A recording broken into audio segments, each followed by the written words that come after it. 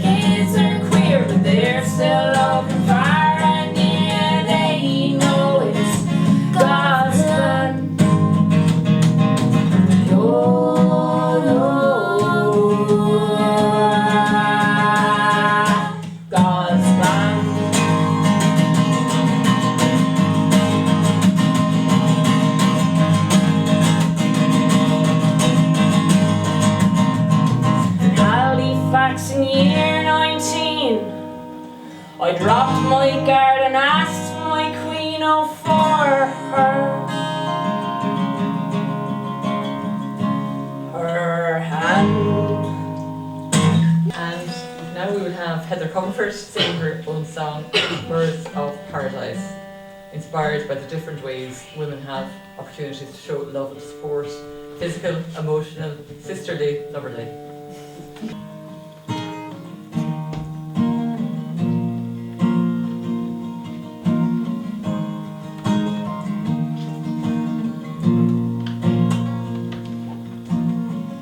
Oh sister, when I call your name, every beat of my heart starts to change. Oh, my burning hand, you make me unafraid. Gonna give you a medal for the love you made. Making no mistake, I think that we were born at just the right time. Oh, sister, you can do no wrong. Lay a hand on my heart and keep it strong.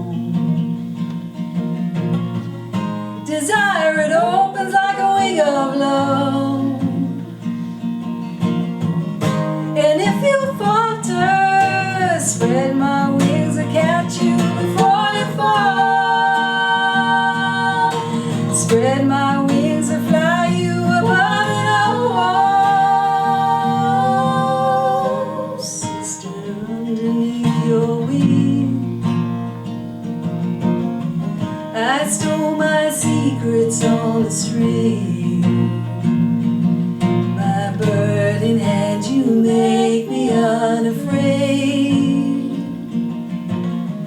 Gonna give you a medal for the love you made, for the love you made. Making no mistake, I think that we were born at just the right time. Desire is open like a wing of love. And if you falter, spread my wings and catch you before you fall. I spread my wings, fly you above it all.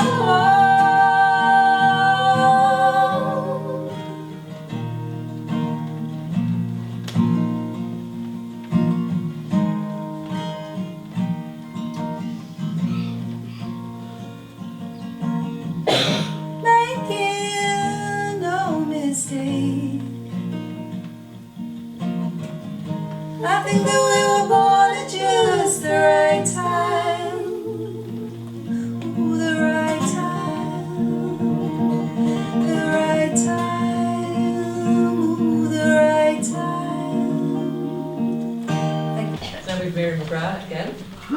And Mary's going to read her own piece as Forever Punk. Reflecting on the importance of encountering punk music at a critical point in her life, the felt experience of prejudice in small town Ireland, and she questions in her own unique way the common but perhaps lazy understanding of what midlife can mean for a 21st century woman. I watched Chris Packham Forever Punk on BBC4.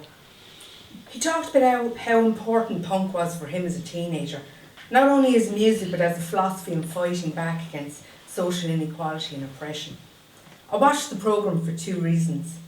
First reason was I wasn't a teenager in the 70s, but I found punk and post-punk in the 80s and I loved it. I loved the energy, creativity and anger of it. I knew things weren't fair and I was stifled. I was full of hormones and rage and anger, and I was raging against everything, and the music and artistry of punk were my release. Now, being different was not accepted and you were usually vilified for it in 1980s Ireland.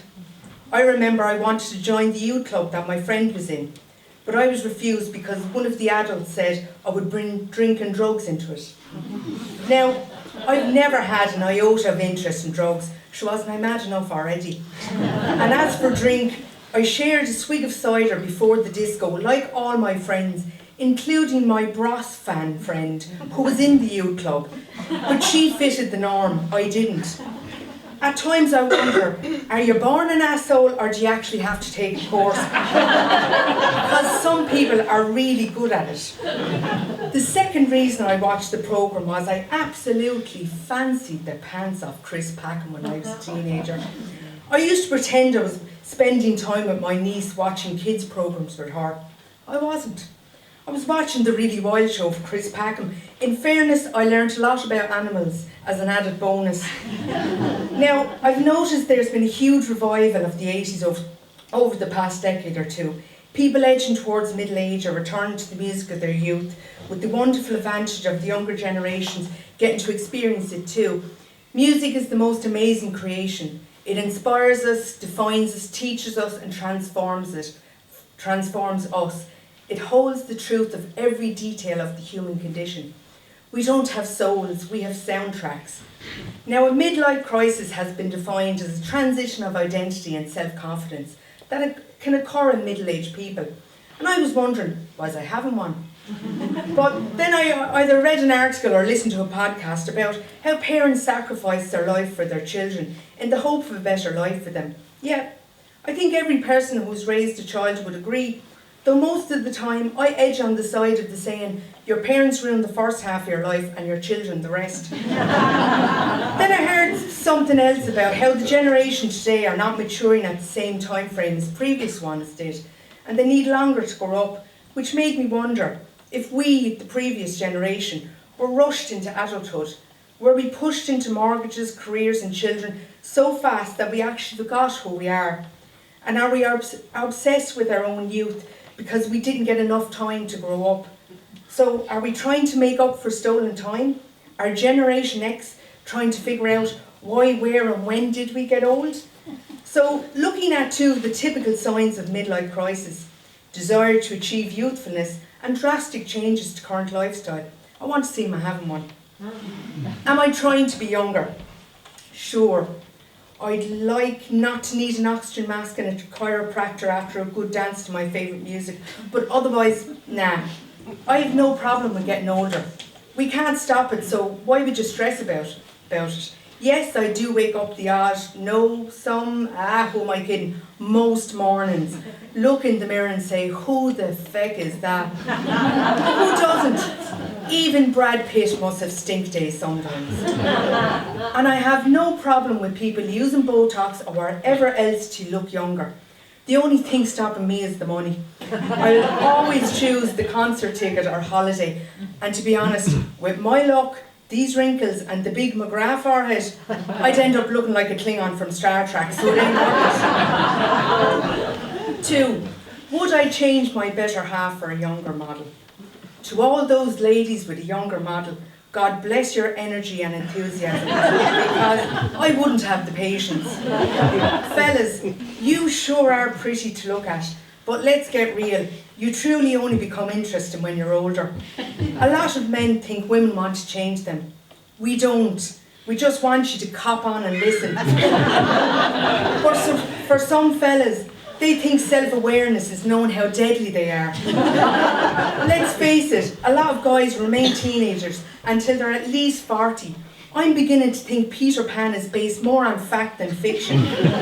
Up to that, you're actually really, really, really hard work. And I mean that in the nicest possible way.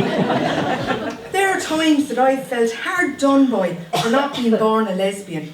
But hey, you sure are pretty to look at. So thinking about it, I'm not actually sure midlife is a crisis.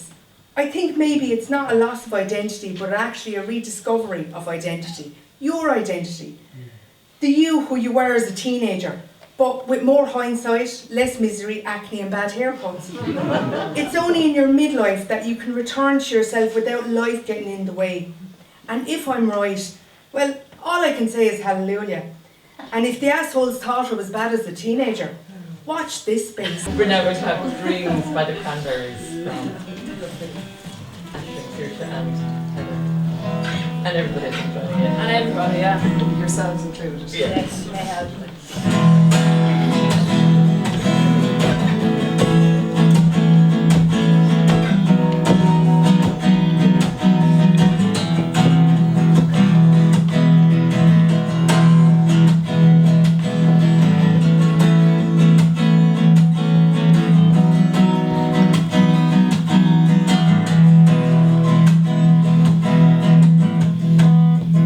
All my life it's changing.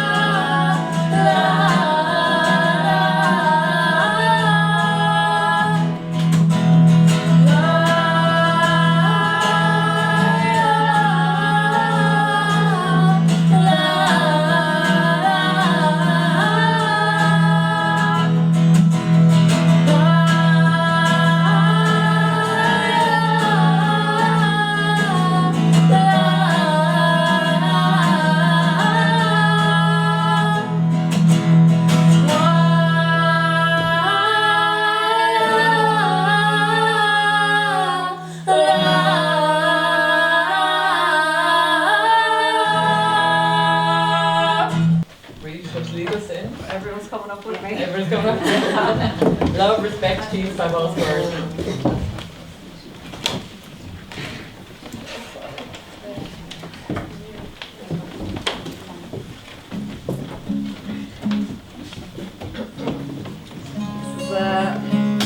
Love, respect, peace, and it's just repeated at the chorus. You'll hear it umpteen times, so you might sing along with us after you're part of it.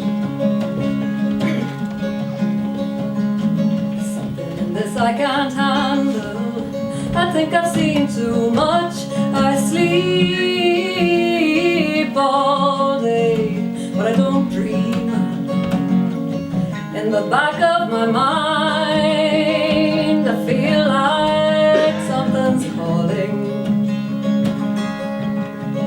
Body's an indicator. My words are my portrait, and I'm tired, and I'm tired, and I'm tired, and I'm tired of hate. And to the front of my mouth, I must push the words out. I'm talking about love, respect, peace. Love, respect, peace. Love, respect, peace. Love, respect, peace.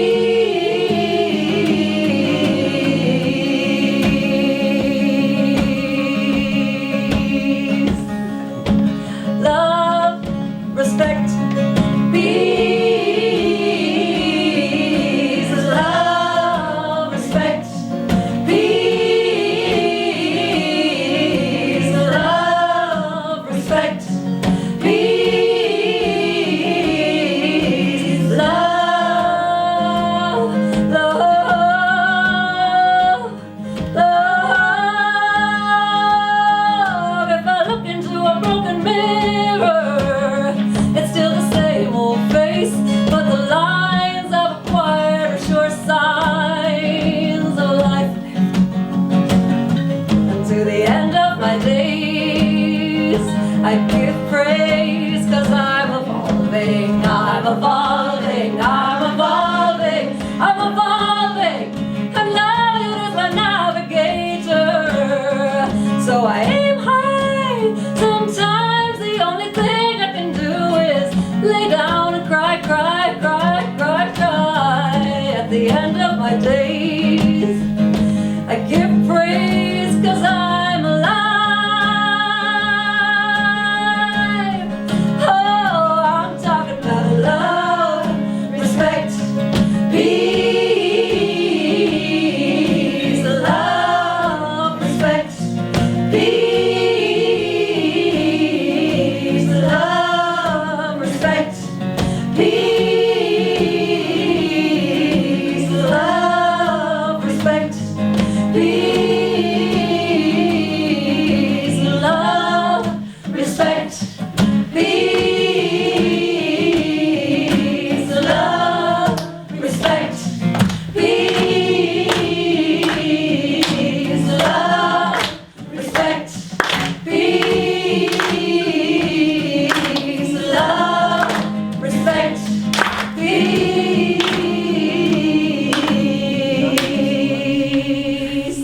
We got nothing to lose.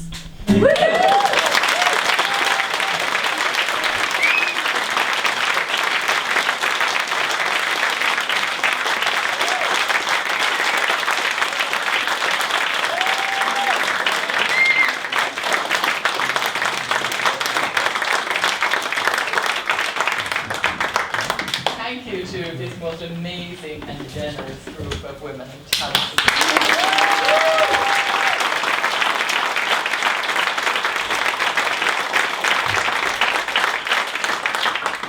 Let's give it up for Linda Valley.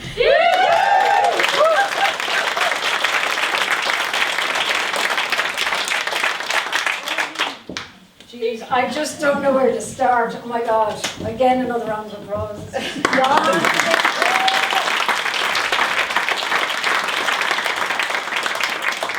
Just to give you a bit of background on this, this started off a couple of weeks ago as a benefit to do some renovation work in a facelift for the hub.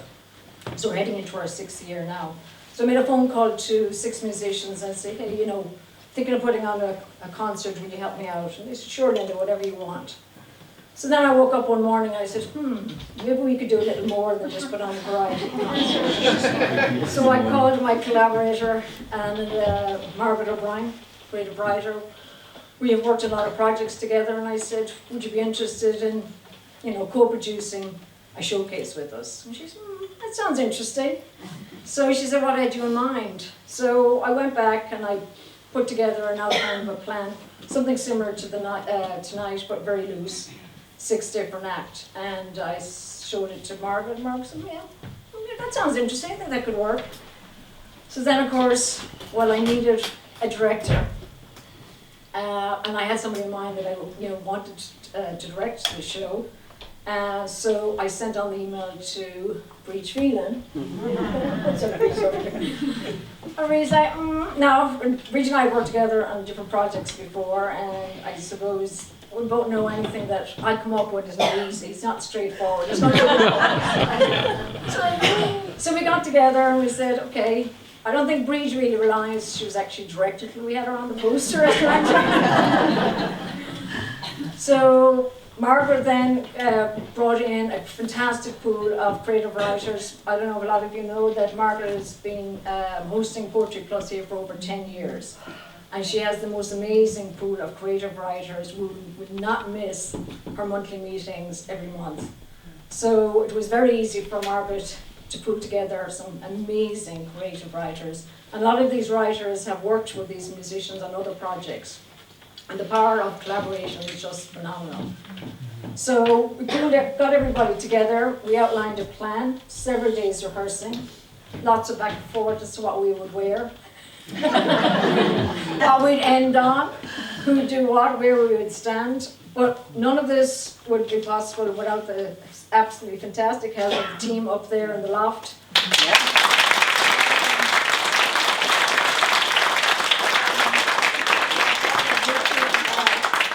Pete McGowan, and Pete works with me in the hub, who has been doing sound and has been with us every step of the way with all the rehearsals. Will McGlennon, who's doing the sound effects and video camera and photography and a whole host of things. And Eamon Faulkner on lights. We have other huge team of people behind me to help with the tea room inside, and that's Jane O'Driscoll and Michelle Power. But as well as the fantastic performing arts component of this showcase is the big visual art exhibition inside in the tea room, which was just wow. That was a showcase for many women women artists from the True Artists Hub, but it was curated, put together and planned out by the amazing Mia Carney.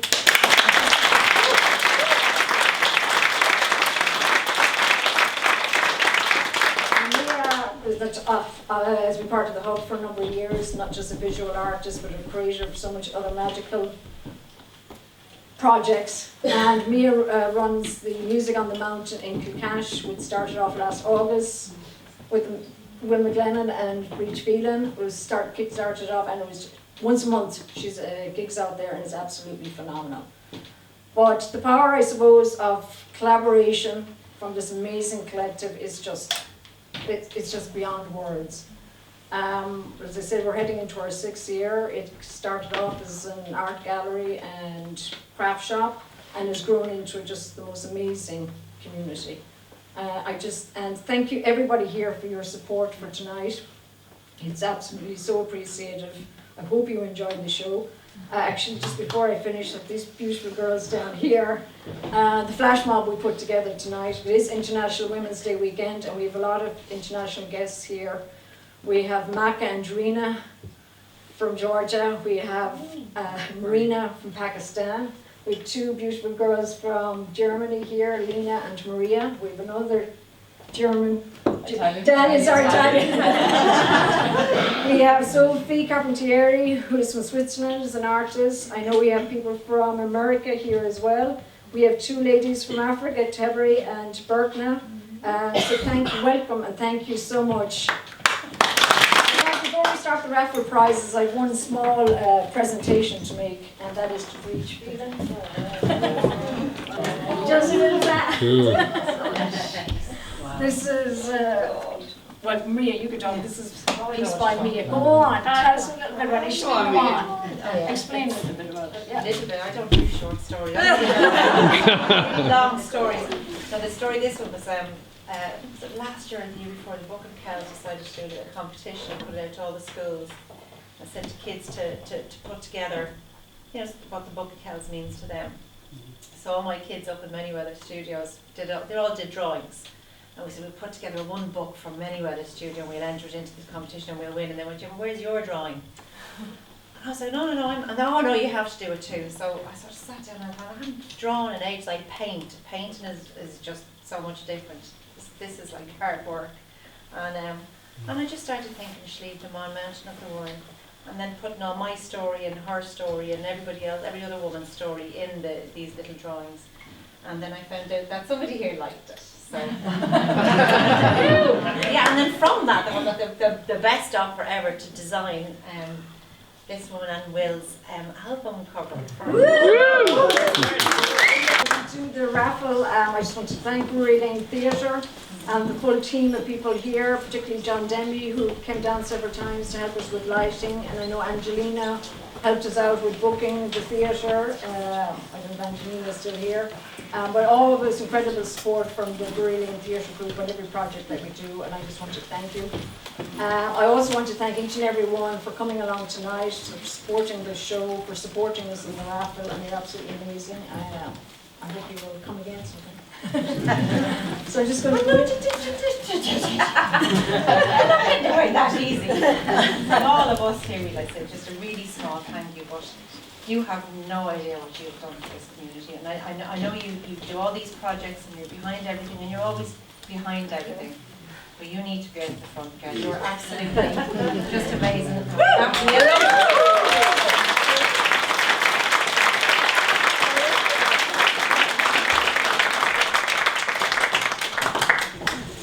The ultimate woman.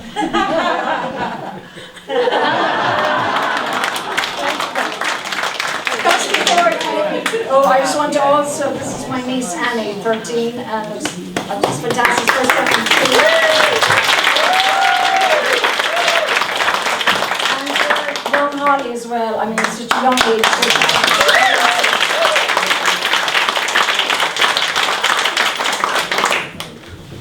So thank you.